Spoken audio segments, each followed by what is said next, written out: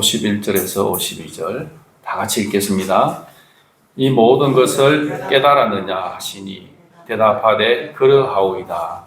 예수께서 이르시되 그러므로 천국의 제자된 석인감마다 마치 새 것과 옛 것을 그 곳간에서 내어오는 집주인과 같으니라. 아멘.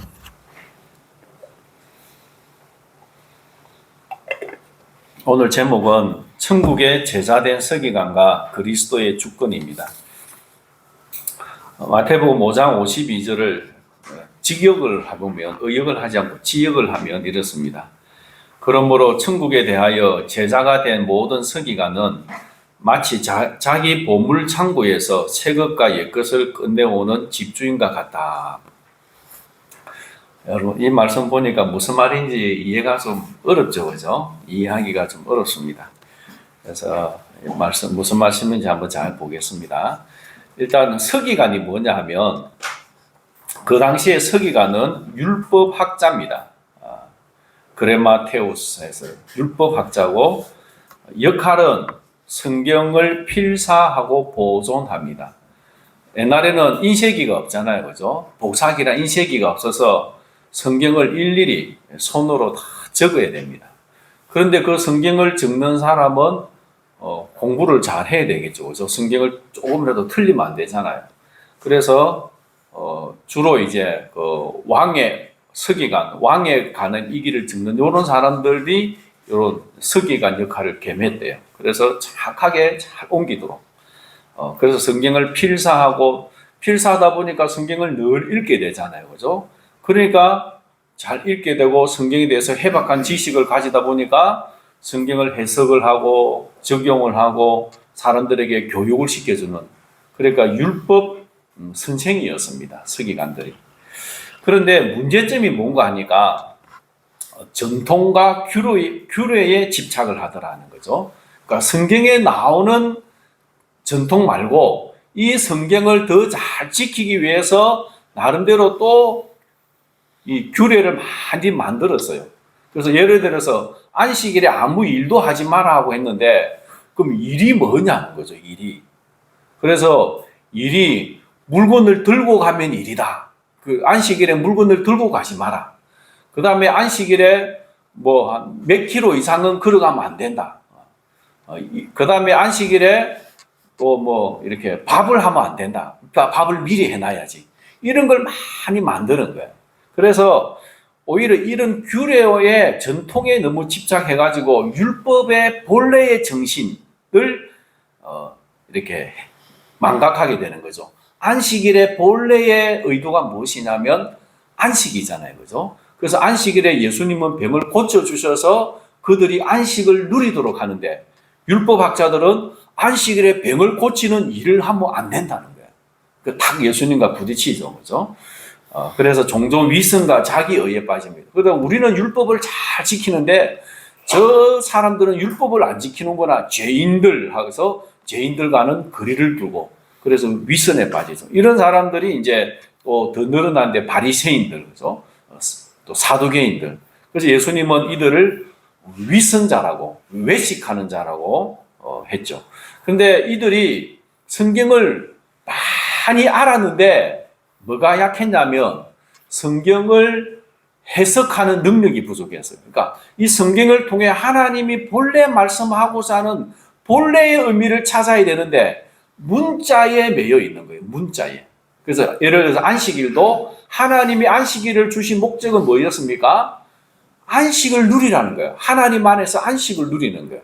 그런데 그들은 안식일에 무슨 일을 하면 안 돼, 무슨 일을 하면 안 돼 라고 하는 문자주의에 빠져버렸다는 거죠. 그러니까 하나님의 말씀을 가르쳐야 될 그런 책임을 가진 자들이 오히려 하나님의 말씀을 잘못 가르쳐서 사람들을 잘못된 길로 이끌어가고 있다는 거죠. 그래서 예수님이 이제는 하나님의 나라 진짜 서기관을 세우겠다는 거죠. 그들이 누구냐니까 천국의 제자된 서기관, 예수님의 제자, 하나님의 나라의 제자를 서기관으로 세우겠다는 거죠. 그래서 이런 사람들의 역할은 뭐냐면 예수님의 제자가 되어 천국의 비밀을 깨닫고 해석하는 새로운 교사. 그래서 구약, 옛것과 그리고 복음, 새것을 이해하고 풀어낸다는 거죠. 그러니까 구약은 예언한 거잖아요. 그죠? 앞으로 메시아가 오실 것을 예언하는데 여러 모양과 여러 부분으로 예언을 해 놓았습니다. 그런데 그것을 신약에 예수님이 어떻게 이루어졌는가를 연결을 시킬 수 있는 지혜가 필요한 거죠. 그걸 풀어낼 수 있는 그런 사람을 예수님은 제자로 사용해서 서기관으로 세워서 가르치게 할 것이라는 거죠. 그러니까 곡간이 뭐냐면 우리는 곡간하면 곡식을 저장하는 창고 같은데 원어를 보면 테사우로스라고 해서 보물 창고를 말합니다. 보물 창고. 이 보물 창고인데 무슨 창고냐 하니까 말씀의 보화. 그러니까 이 말씀의 보화는 어디에 있나요? 예, 성경을 말하죠. 그러니까 이 곡간은 보물 창고고 보물 창고가 어디라고요? 성경. 우리가 들고 있는 성경 하나님 말씀이 보물 창고래요. 그래서 이 성경에서 옛것과 새것을 다 적절하게 끄집어내어서 사람들에게 이렇게 주는 역할을 하는 거죠. 그래서 구약의 예언에 신약에 어떻게 성취되는가를 백성들에게 공급해 주는 거예요. 그래서 구약의 예언이 신약에 어떻게 성취되는가를 백성들에게 잘 가르쳐 주면 백성들이 누구를 알게 될까요? 진리를, 예수님을 알게 되고 그 예수님을 믿음으로 영생을 얻게 되고 하나님의 자녀가 되는 혼란 복을 누리게 되는 것이죠. 그래서 특징은 옛 언약과 새 언약을 조화롭게 연결하고 율법의 그림자가 그리스도 안에서 성취됨을 설명하고 단순한 율법의 문자적 교사가 아니라 성취된 복음을 해석하는 정인입니다. 그러니까 참 예수님이 새로운 서기관을 세우겠다는 거죠. 이들은 기존의 서기관과 다른 성경을 잘 해석해낼 수 있는 하나님이 기록하신 그 본래의 의도와 목적을 잘 풀어서 가르칠 수 있는 서기관을 세우겠다. 예수님의 제자된 서기관을 세우겠다. 그래서 그들을 통해서 하나님의 진리를 깨닫게 하고 구원을 받게 해주겠다는 것입니다. 신학적 의미가 뭐냐면 언약적 성경 해석입니다. 예수님은 제자들을 새로운 서기관으로 세우심으로써 구약의 레위인 또는 서기관의 역할 개성하되 이제는 그리스도 중심으로 새롭게 해석하고 새 언약 백성을 가르치는 교사로 부르십니다. 여러분 구약에서는 이 율법을 가르치는 역할이 누구에게 있었나 하면 레위인들에게 있었죠. 그죠? 레위인들. 그 언약의 일꾼들이 있잖아요. 대제사장이나 제사장이나 레위인들이 그 일을 해야 되는데 레위인들이 그 일을 잘 감당하지 못하고 백성들이 타락해서 나라가 망했잖아요. 그래서 포로대로 갔다가 다시 돌아와 가지고는 이제는 레위인도 있지만 이 서기관들이 학식에 뛰어난 학문에 뛰어난 자들이 이 서기관 역할을 하면서 백성들을 가르쳤는데 이 또 백성들을 잘못 가르치고 있는 거예요. 그래서 이제 예수님이 예수님의 정말 잘 믿는 제자된 서기관을 세우겠다는 거죠. 그들이 누구입니까? 에베소서 4장 11절을 읽어봅시다. 시작. 그가 어떤 사람은 사도로, 어떤 사람은 선지자로, 어떤 사람은 복음 전하는 자로, 어떤 사람은 목사와 교사로 삼으셨으니. 아멘. 예수님이 어떤 사람은 사도로, 선지자로, 복음 전하는 자로, 목사와 교사로 삼으셨대요. 이거는 이제 뭐 레위 지파, 무슨 지파, 혈통에 얽매여 있는 게 아니고 예수님이 딱 택한 사람들을 그렇게 세우신다는 거죠. 그래서 이들을 통해 무엇이 기록이 되어졌습니까?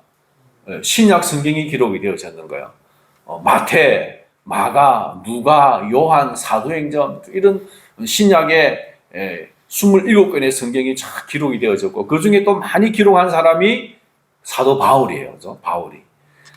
그런데 신약 성경을 읽어보면 많은 부분에서 어디서 가져와서 인용을 합니까?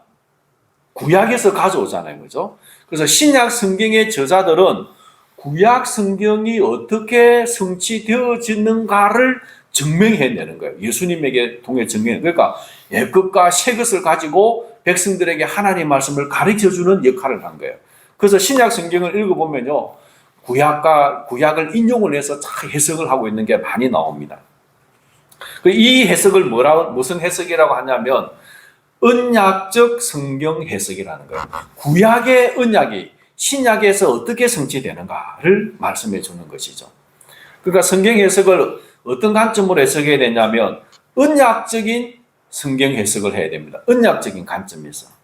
그러면 우리가 이렇게 성경을 언약적인 관점에서 해석을 하게 되는, 물론 신약의 저자들이 있지만 그것을 또 우리는 또 다시 새롭게 다시 한 번 더 확증하고 재해석을 해야 되잖아요. 그런 일들이 언제 있었냐 하면 종교개혁기에 일어나게 됩니다. 자, 여러분, 이제 기독교가 확산되면서 중세 시대에 이제 캐톨릭 국가가 되잖아요. 그죠? 유럽이 캐톨릭 국가가 되잖아요. 그런데 무슨 일이 일어나냐 하면 그러니까 주교 신부들이죠. 캐톨릭의 천주교의 신부들이 있잖아요. 그죠? 그 다음에 제일 위에는 뭐가 있나요? 교황이 있죠. 교황. 교황의 뜻이 뭔가요? 제가 한번 여러분 질문해 볼게요. 왕과 황제가 있잖아요. 왕과 황제의 차이가 뭘까요? 왕은 나라의 문명이고, 예. 교황은 종교이네. 아, 예, 그것만 돼요. 왕하고 황제. 왠지 잘 모르는 예. 왕은 사람, 황제는 하나님 신. 중국은 황제라 하잖아요. 그죠? 왕이 뭐냐면, 왕은 한 나라의 왕이라 그래요. 그러면은, 여러 부족, 여러 나라를 통합을 한 사람은 왕을 무슨 왕이라 하냐면, 황제라 한다는 거예요. 그래서 중국은 여러 부족을 통합을 했잖아요. 그래서 최초로 통합한 황제가 진시 황제잖아요. 그전에는 왕이었어요. 다른 왕인데, 다 점등을 하면 황제가 되는 거야. 그런데, 교회도 황제가 있다는 거예요. 교황이죠, 교황. 교회에 여러 직분자가 있는데 그 직분자들을 다 통합을 한 제일 높은 사람이 교황이라는 거죠. 그런데 교회의 교황은 누가 돼야 됩니까? 예수님이 돼야 되죠. 그런데 사람이 교황이 더 때가 있는 거예요. 그러니까 캐톨릭 시대에는 이 교황의 말과 성경의 말이 똑같은 의미를 가졌습니다. 이거 잘못됐나요? 잘 됐나요? 잘못된 거예요. 교황이 이렇다면 성경 말씀도 바꿔버리는 거예요. 그러면서 성경을 일반 성도들에게는 가르치질 않았습니다. 그래서 사제와 평신도로 나눕니다. 사제는 신부들이라니 주교다라니 이런 분들 사제라 그러고, 그 밑에 성도들은 평신도예요. 평신도가 라틴어로 뭐냐면 어리석은 바보 뜻입니다. 평신도 하면 기분 나쁘죠. 너희는 어리석은 자고 바보도 하나님 말씀 다 모르는 사람들이야. 그런 뜻이에요. 그래서 평신도들은 성경을 읽는 것이 허락되지 않았어요. 성경을 읽으면 교황이 재판받고 죽여버립니다. 또 교회 와도 찬송가를 했나요? 평신도는 찬송가도 부르면 안 돼요. 성가대에서만 찬송가 하는 거예요. 평신도는 가만히 앉아서 듣기만 하다 가야 되는 거예요. 그게 평신도. 그러니까 평신도들이 성경을 모르니까 신부들이 하나님 말씀을 이러하고 가르치는데 저 말이 맞는지 틀린지 모르는 거예요. 그죠? 그 다음에 성경도 그래서 영어를 쓰면 또 뭐 프랑스어를 쓰거나 그러면은 그 말로 번역을 해줘야 되잖아요. 근데 번역을 안 하는 거야.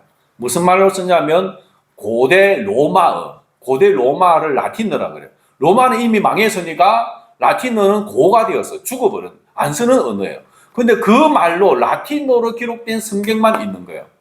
그러니까 일반 사람들은 성경을 모르지요.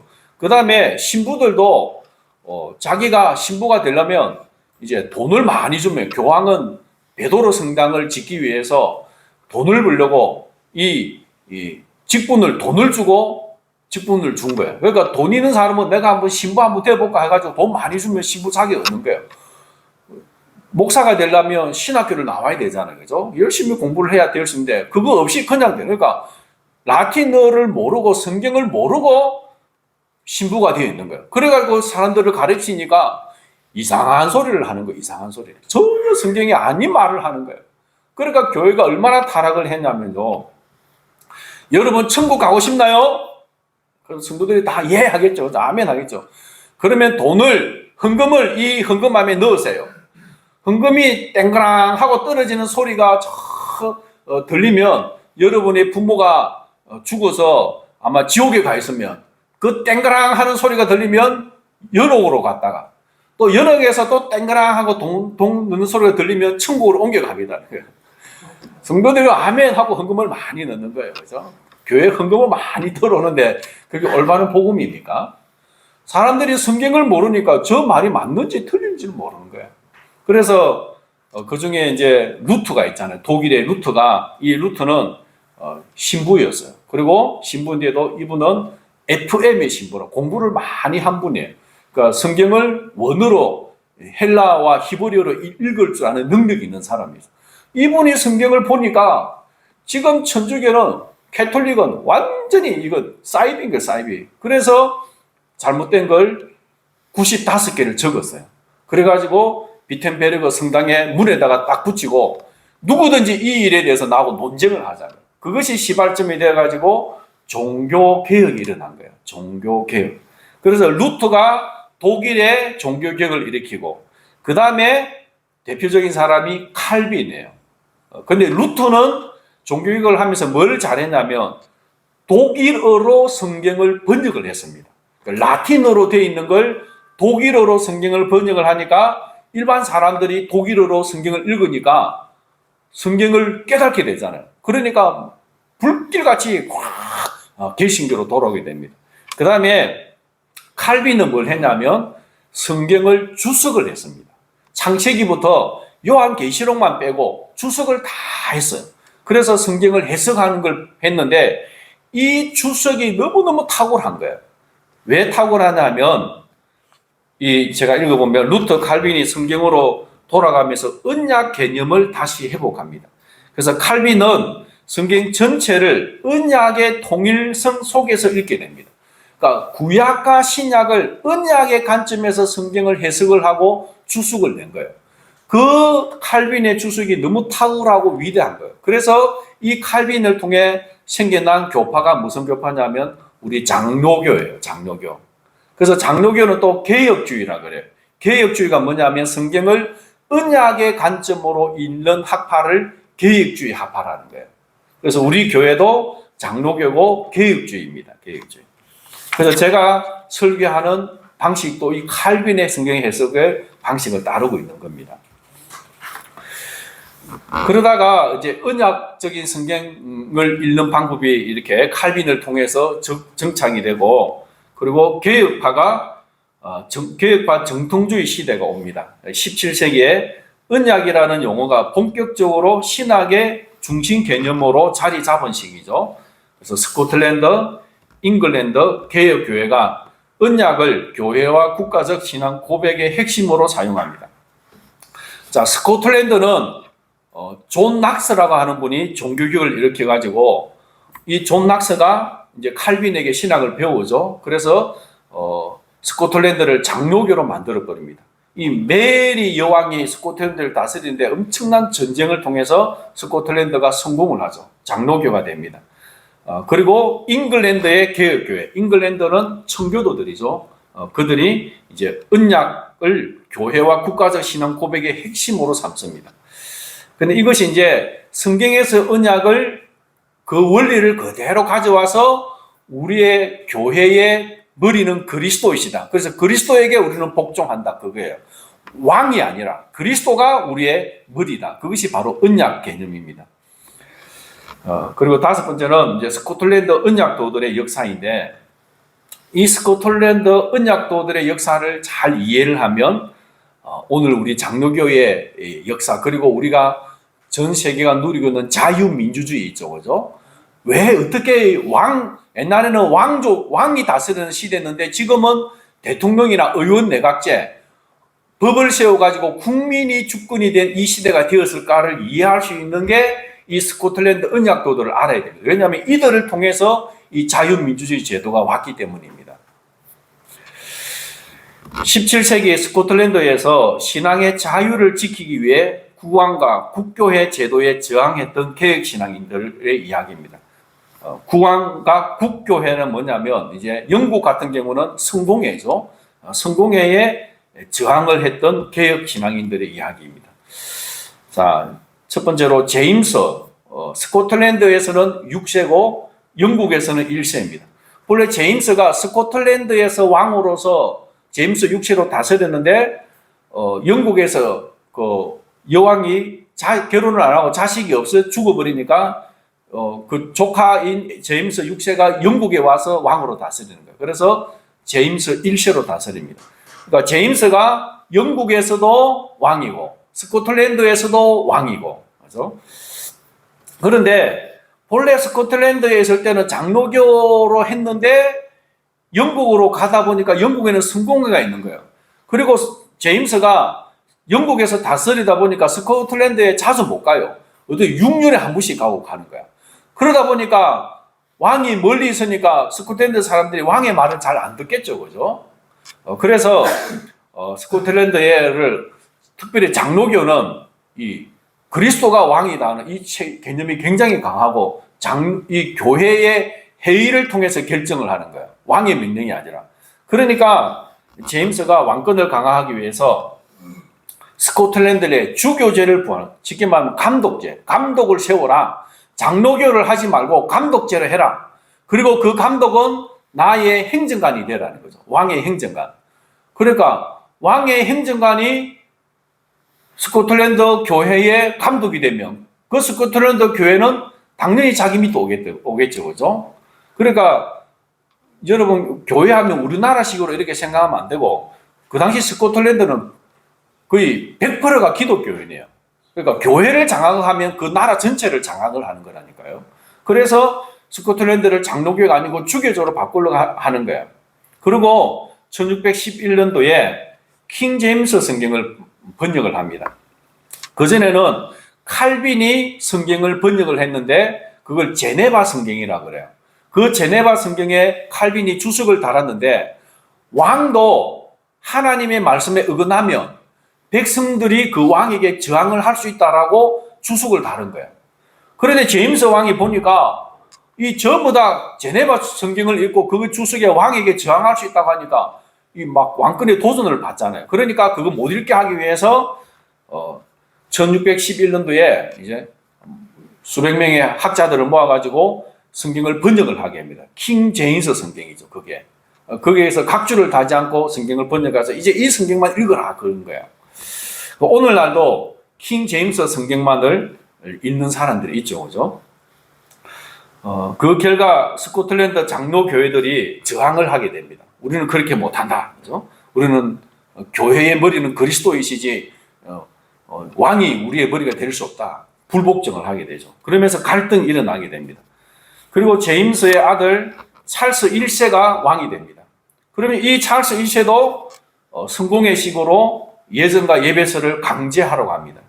그래서 이 스코틀랜드에 성찬을 받을 때는 무릎을 꿇으라, 뭐 여러 가지 캐톨릭과 성공회는 비슷한 게 있거든요. 그걸 장로교회에게 강제적으로 요구를 하는 거예요. 그리고 무엇보다 교회의 머리는 왕이다는 걸 인정을 하라는 거예요. 그래서 이 스코틀랜드 장로교들이 불복종을 합니다. 불복종하고 그들이 다 모여가지고 언약을 만듭니다. 그 언약이 국가 언약입니다. 그게 제일 먼저 나오는 게 뭐냐면 교회의 머리는 그리스도이다. 우리는 그리스도에게만 복종한다. 그리고 그렇다고 왕에게 불복종하는 건 아니다.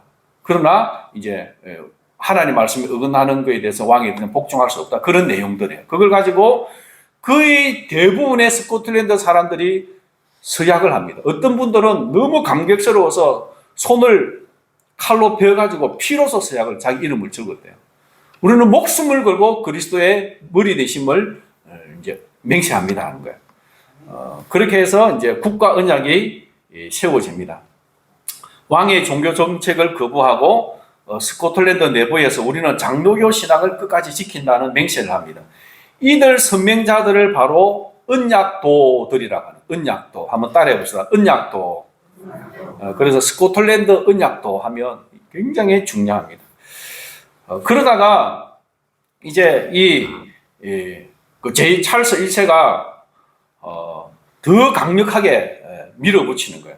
그래서 잉글랜드, 스코틀랜드, 아일랜드 이렇게 세 개의 나라가 그 당시는 무슨 나라였냐 하나로 묶어서 대영 제국이라고 합니다. 여러분 대영 제국이라 영국이라 하죠, 그죠? 영국이라 하면은 잉글랜드, 스코틀랜드, 아일랜드를 합쳐서 잉글랜드, 영국이라고 하는 거예요. 영국. 그런데 이제 이 나라에 다 찰스 1세가 성공의 식으로 바꾸려고 하니까 이 세 나라의 장로교들이 그죠? 모여가지고 서약을 적는 거예요. 그걸 뭐라고 하냐면 음숙동맹과 언약이라는 거죠. 음숙동맹. 음숙동맹은 우리 세 나라가 동맹을 맺는다. 그 동맹의 내용은 언약을 굳게 지키는 거죠. 그게 뭐냐면 교회를 개혁한다는 것입니다. 국제적인 동맹입니다. 그러다가 그것을 실현하기 위해서 이들이 모여가지고 웨스트민스터 총회를 합니다. 그래서 총회를 하는데 모여서 웨스트민스터 신앙 고백서를 작성을 합니다. 오늘 우리가 웨스트민스터 신앙 고백서 읽었죠, 그죠? 이 내용을 이때 작성을 한 거예요. 그래서 이들이 약 120명이 3년 동안 모여서 총 6년 동안 활동을 하면서 이제 기간은 3년 걸렸는데 총 6년이 걸렸는데 3년 동안 이걸 만들었어요. 그러니까 120명이 이 내용을 적고 토론하고 성경을 근거를 대고 성경을 주석을 찾고 엄청나게 치열하게 논쟁을 해서 만든 게 웨스트민스터 신앙 고백과 대소요리 문답입니다.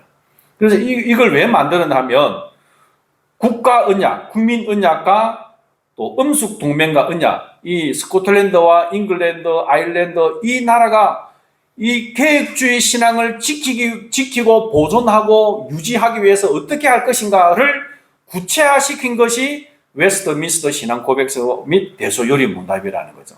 그러니까 우리 장로교 신학의 핵심이 들어있는 것이 이 웨스트민스터 신앙 고백서입니다. 그리고 이 웨스트민스터 신앙 고백서는 어떤 관점에서 쓰여졌냐면 언약적인 관점에서 성경을 해석을 하고 적은 것입니다. 그렇게 이제 했는데 그러다가 찰스 1세랑 이 장로교들이랑 전쟁이 일어납니다. 영국에서 내전이 일어나는 거예요. 전쟁이 일어나가지고 찰스 1세가 잡혀가지고 공개 처형을 당합니다. 왕이 죽어버려요. 왕을 처형시킨 거죠. 그리고는 이제 크롬웰이 공화국을 설립을 합니다. 그러다가 이제 이 크롬웰도 가고 나서 찰스 2세가 왕이 되고 나서는 다시 왕정으로 복구를 합니다. 그래서 다시 성공회로 제도로 부활을 하죠. 그러다 보니까 거기에 반대했던 사람들, 자기 아버지를 죽였던 사람들을 가혹하게 탄압을 합니다.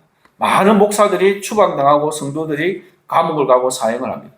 그러다가 이 스코틀랜드 장로교와 이 찰스 2세의 군인과 전쟁을 했는데 1679년 보스웰 브리지 전투에서 언약도들이 패하게 됩니다.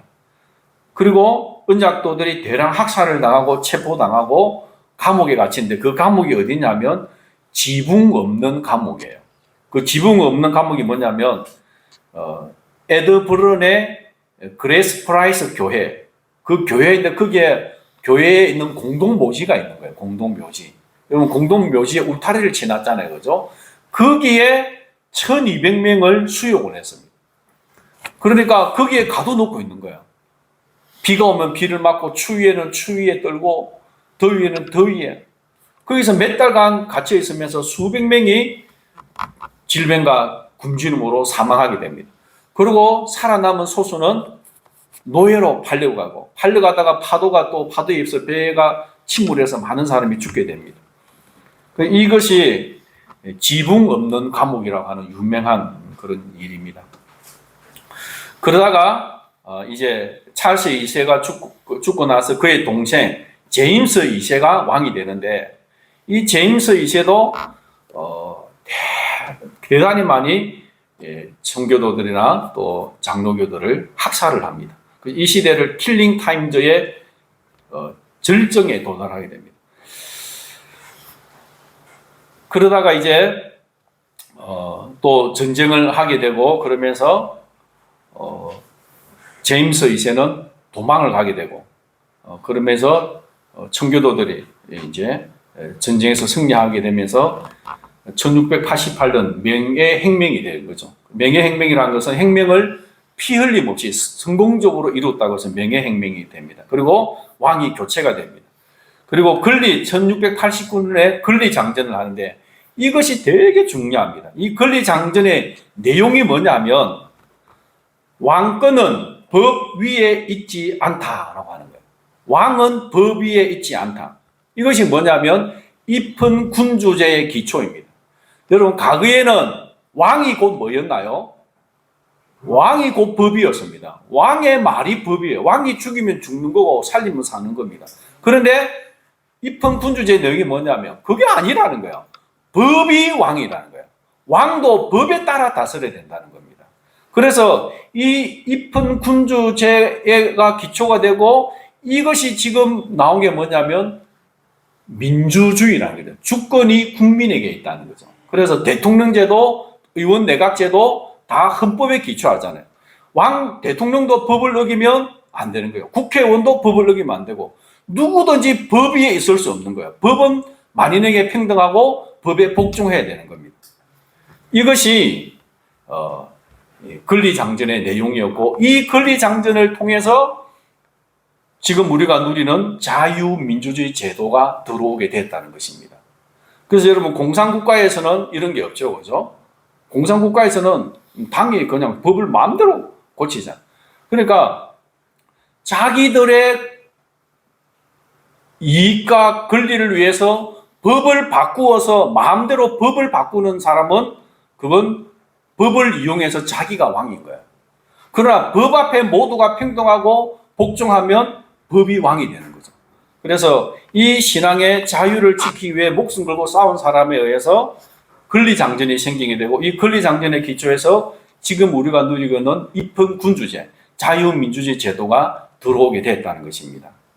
이것이 이제 미국으로 건너가서 그리고 미국에서 자유민주주의가 전 세계로 이렇게 확산이 되게 되죠. 이러는 와중에 순교자들이 많이 생겼는데 이제 예를 두 사람을 들었습니다. 마거릿 윌슨이라고 하는 18세 소녀였는데 비밀 예배를 못 드리게 하니까 장로교들이 몰래 산이나 들어가서 예배를 드렸는데 거기에 참여했던 이유로 체포되었습니다. 그러면서 물에 빠뜨려 죽이는데 바닷물에 빠뜨려 죽이는데 할머니 60세 되는 여자 한 분을 바닷물에 빠뜨려 죽이는 걸 보게 했어요. 보게 하고는 너도 저렇게 죽는다. 그런데 네가 왕을 교회의 머리로 인정만 해라. 그러면 너는 살려주겠다라고 합니다. 그런데 이 마거릿 윌슨은 그걸 인정하지 않고 교회의 머리는 그리스도입니다라고 고백하고 기꺼이 죽게 됩니다. 그리고 제임스 런넉 이분은 목사님인데 26세입니다. 에든버런에서 교수형을 당하는데 이런 말을 남겼습니다. 나는 그리스도의 왕권과 스코틀랜드 언약을 위해 죽는다.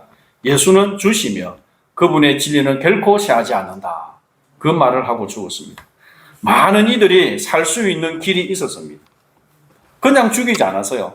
기회를 줬습니다. 그 길이 뭐냐면 왕이 교회의 머리다. 그 한마디만 예수 못 믿게 한 것도 아니에요. 너 마음대로 신앙생활을 할 수 있는데 한마디만 해라는 거예요. 뭐라고요? 교회의 머리가 왕이다. 그 말만 해라. 그러면 살려주겠다는 거예요. 그런데 이들은 그걸 다 거절을 하고 그리스도만이 교회의 머리라고 고백을 하고 죽게 되어집니다. 결론을 보면 천국의 제자된 서기관은 말씀 속에서 그리스도를 발견하고 그분을 전함으로 성도들에게 생명의 양식을 공급하는 교사입니다. 언약도들의 고백처럼 오늘 우리의 신앙도 그리스도만이 교회의 머리라는 진리 위에 서야 합니다. 언약적인 관점에 의해서 성경을 구약과 신약을 연결해서 읽으면 딱 한 분이 나옵니다. 그리스도, 예수 그리스도. 그리고 예수 그리스도가 그의 몸된 교회의 머리 되시고 그리스도를 통해 교회는 연합되어서 영원한 생명을 얻게 되는 것이죠. 그리고 교회는 그리스도와 연합해서 떨어져서는 안 되고 그리스도의 머리 되심을 부인해서도 안 되는 거죠. 이것이 언약신학의 핵심이고, 그래서 이 언약신학을 지키기 위해서 언약도들이 목숨을 걸었다는 것입니다.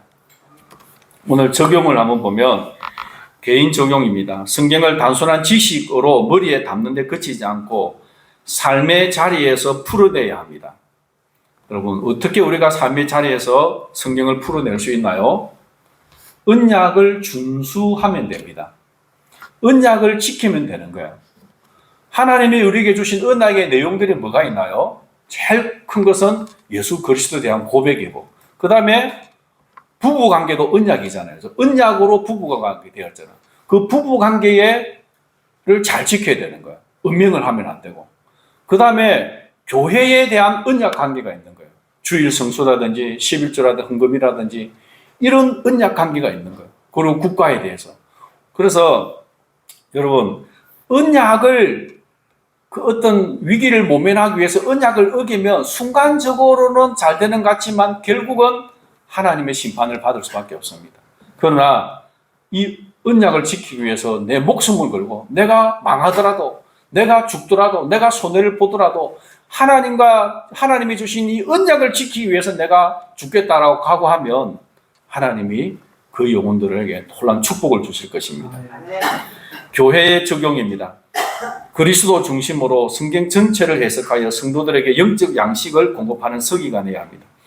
이것은 무엇보다 목사인 저에게 깊이 해당이 되는 말씀이죠. 그래서 성경을 언약적인 관점에서 해석해서 예수 그리스도를 잘 풀어내서 성도들이 듣고 구원을 받도록 해야 되는 책임이 또 저에게 있고, 또 우리 성도님도 그 말씀을 잘 배워야 될 책임과 의무가 있습니다. 그래서 여러분, 하나님의 말씀을 잘 받아들이십시오.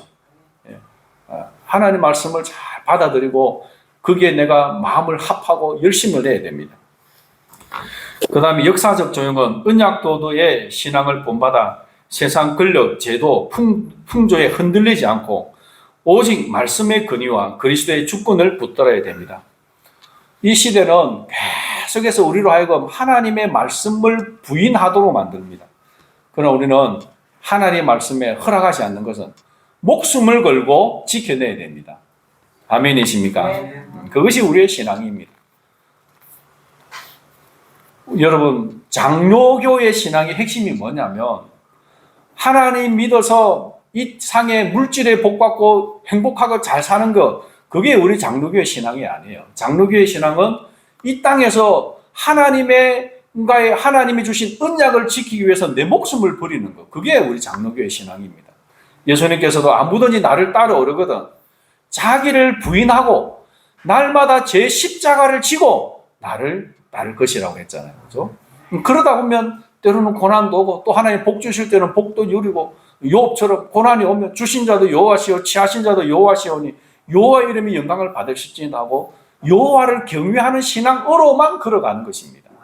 그것이 우리의 참 신앙입니다. 그래서 여러분, 좀 힘들고 어려워도 낙심하지 말고 내가 그리스도를 위해 고난받을 수 있다면 기꺼이 받겠다고 하는 그런 믿음을 가지십시오.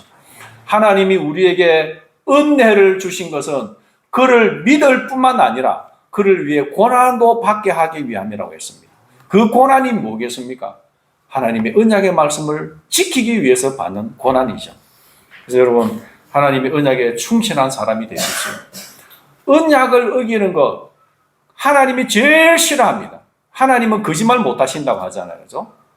그게 무슨 말이냐면 하나님만 한번 언약한 걸 반드시 지키는데 너희들도 나와 언약을 맺은 걸 제발 좀 지키라는 거예요. 이랬다가 저랬다가 뒤집었다가 엎었다가 하나님이 얼마나 답답하고 슬퍼하시겠습니까? 그래서 하나님이 기뻐하시는 사람은 언약을 지키기 위해서 내 목숨을 바치는 사람입니다. 그렇게 하나님 앞에 충성된 우리 성도님들 되시기를 바랍니다. 찬송가 586장입니다.